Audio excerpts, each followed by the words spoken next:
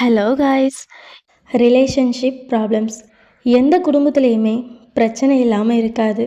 ஒரு சில குடும்பத்தில் சின்ன பிரச்சனையாகவும் இருக்கலாம், ஒரு சில குடும்பத்தில் பெரிய பிரச்சனையாகவும் இருக்கலாம்.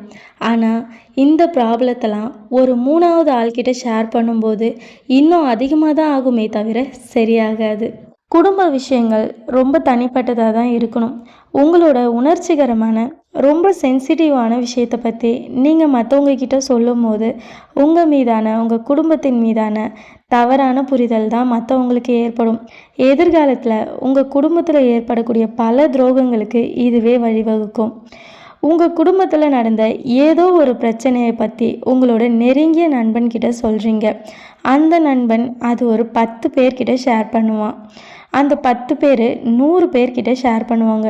இப்படியே அது எல்லார்கிட்டேயும் பரவி உங்கள் குடும்பத்தை பற்றின ஒரு தப்பான கண்ணோட்டத்தை தான் எல்லாருக்கும் ஏற்படுத்தும். அதே போல் சில பேர் இவங்க குடும்பத்தில் எப்பவும் பிரச்சனையாக தான் இருக்கும் அப்படின்னு சொல்லிட்டு இன்னும் அந்த பிரச்சனையை ஏற்றி விட தான் பார்ப்பாங்க. அதை சரி செய்ய மாட்டாங்க. ஏன்னா மற்றவங்களுக்கு நம்ம பிரச்சனை ஒரு பொழுதுபோக்காக மட்டும்தான் இருக்கும். அதே மாதிரி தான் கணவன் மனைவிக்கு இருக்க பிரச்சனைகளும். உங்களோட காதலனும் காதலியோ, கணவனும் மனைவியோ, இப்படி எல்லார்கிட்டேயுமே ஒரு சில ஏற்றத்தாழ்வுகள் இருக்க தான் செய்யும்.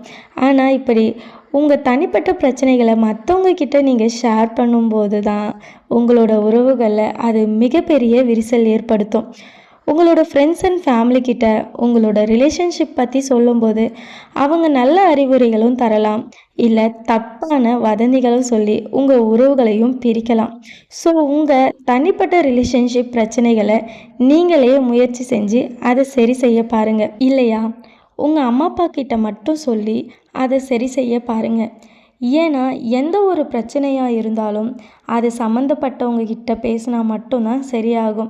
ஒரு மூணாவது மனுஷன் இன்வால்வ் ஆகும்போது அது தேவையில்லாத குழப்பத்தை தான் ஏற்படுத்தும்.